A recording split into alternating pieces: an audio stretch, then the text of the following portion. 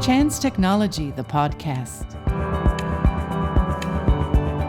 Hi everyone! Today we will converse about one of our favorite topics, standard skill profiles. And for that, I have invited our senior ontology modeler, Yeonyu Oh. Hi everyone! You can introduce me as Yona. Okay, thank you for being here with me one more time. My pleasure. Let's start this exciting conversation. One of the key steps in finding talent, especially in tight labor markets, is effective job posting.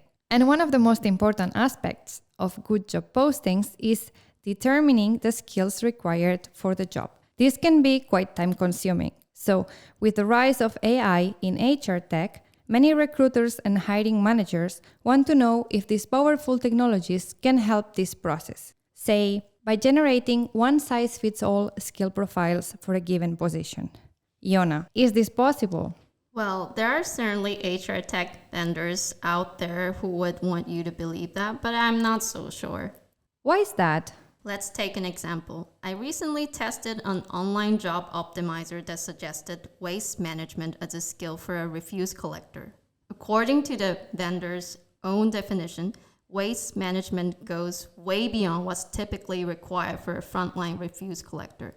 On the other hand, the vendor's skill catalog includes the skill waste collection. Despite its obvious relevance to a job posting for a refuse collector, it wasn't one of the suggested skills. Why do you think that happened? I guess there are two main issues. The first is that these systems are often error-prone and produce false suggestions. AI often relies on data that hasn't been processed correctly and the mistakes made at ingestion. So when the data first enters the system, multiply as the data is moved along the pipeline. This has a significant impact on downstream processes and the results. For instance, there is a lot of variation in the vocabulary used to express skills. Different people use different words to describe the same thing. Exactly. And the system processing those words needs to translate them into some standard vocabulary. We call this normalization. So in my refuse collector example, maybe the skills mentioned in job postings processed by the system were normalized to waste management instead of waste collection. By the way, this must have happened with the only other skill suggested in that example too. Community property. It is a legal framework to determine how ownership rights are held between spouses. I'm pretty sure this doesn't have much to do with refuse collection. Yes, we see this a lot. I remember seeing yoga as a top skill for freight handler.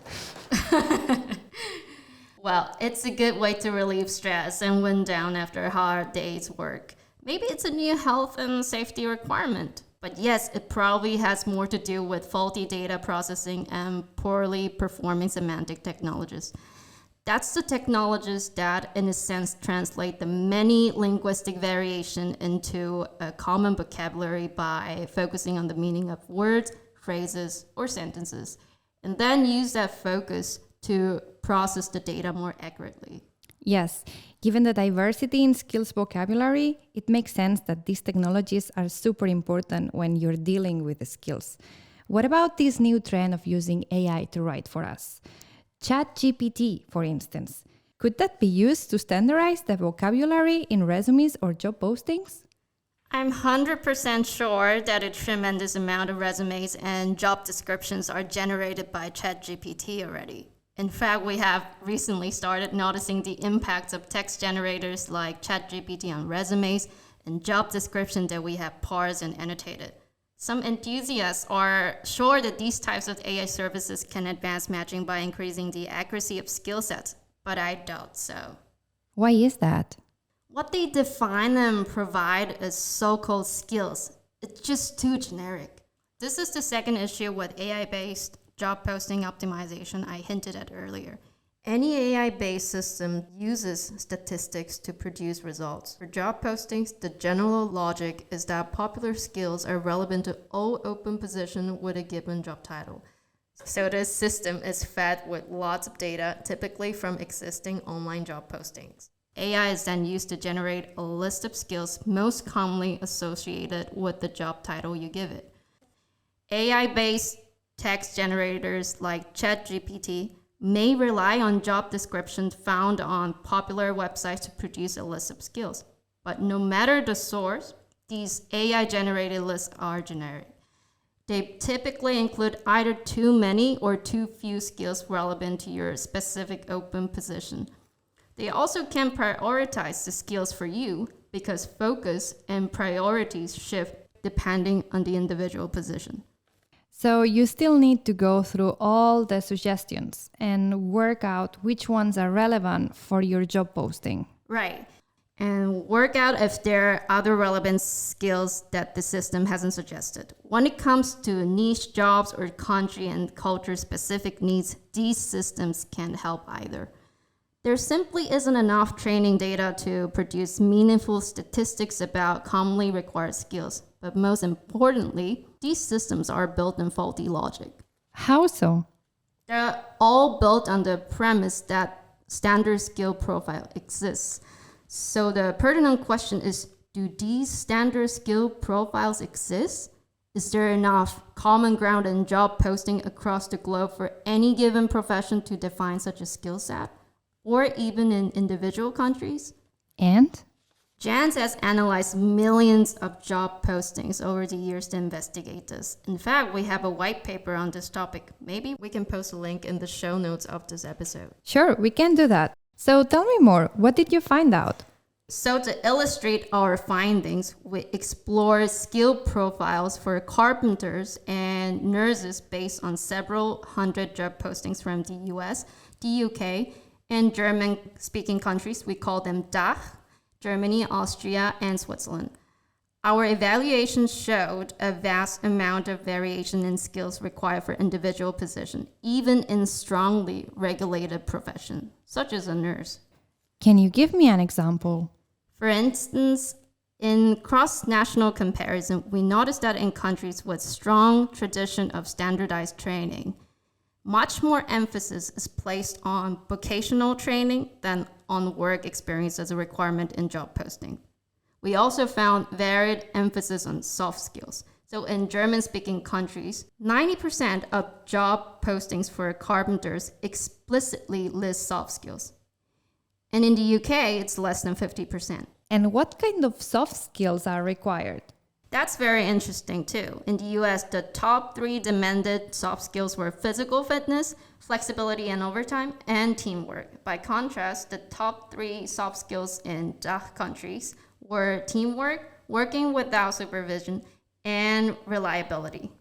Okay, it sounds like employers in the US typically look for quite different workers than those in the German-speaking region. What happens if we still want to create a standard skill profile, even with all these differences? Is that possible? The most straightforward strategy would be to include any criteria found in at least one job posting. Using our data for carpenters resulted in a list of 103 requirements, most of which would be utterly irrelevant to an individual job opening. And sorting through 103 suggestions is simply a waste of time. And if we search for a common denominator? Sure, we could, for instance, take all skills required by at least 25% of job posting in each country. Again, looking at our study, this leaves us with just 2 criteria for carpenters' work experience and a driving license. Okay, that's completely generic. Exactly. And we're talking about a skill trade.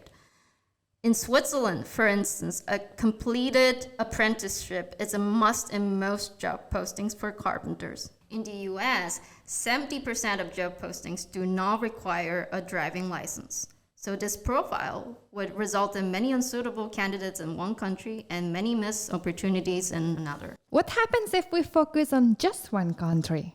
Well, the list of skills is longer, but still too generic, especially when you look at the specialist skills. There are so many specialties in nursing and carpentry. If you just look at the most commonly required skills, you don't get any relevant suggestion for specialty with less online job data. I see. And of course, this is true for many other professions too. even if you break it down further geographically. That's right. We can observe substantial variation in skill profiles within any geography simply because different businesses position themselves differently in the market. Different company philosophies, team dynamics, and client expectation all manifest in different skill requirements for a position with the same job title. There's so many factors that influence the skills needed for a particular position. There are educational, regulatory, and cultural factors on a national or regional level. The industry plays a role, and so does the hiring company. Just think of the different skills an accountant would need working for a large bank compared to an accountant for your local cafe. Yeah. And of course, the team. Maybe some skills are already covered by other team members, or you need a particular set of soft skills to blend in. This is precisely what we've seen in our data. It means that any skill profile has to be adapted to the country, to the industry, to the individual business, and finally, to the particular position. Which brings us back to individual job posting. So there really is no such thing as a standard skill profile. So back to square one. Yep. Bottom line, using mediocre automation both when writing the job posting and in the matching process more often than not ends up wasting time rather than saving it. Because you have to sort through unsuitable suggestion in both stages. You sort through unsuitable skills for the job posting and unsuitable candidates for the position. So it's very much worthwhile spending a little more time on carefully crafting an effective job posting for your individual open position by hand, and then using high-performing matching technology that surfaces truly suitable candidates. Sounds like a solid plan. Thank you, Yona, for joining us today. Great pleasure. And to our listeners, we could carry on with this topic for hours. For instance, there is an entire discussion to be had on what constitutes a skill, how to deal with different levels of skills, translation and localization, and many more dimensions. If you're interested in digging deeper into topics connected to the challenges of skills and skills data, semantic technologies, matching, and AI, check out on the other episodes of this podcast. If you want to read more about the study on skill profiles, I'll leave the link to the white paper in the show notes. If there's anything else you'd like to know more about, check out our website, JANZZ.technology, and feel free to get in touch. Thank you for listening, and goodbye. This was a JANZZ.technology podcast. Listen to new chapters every month.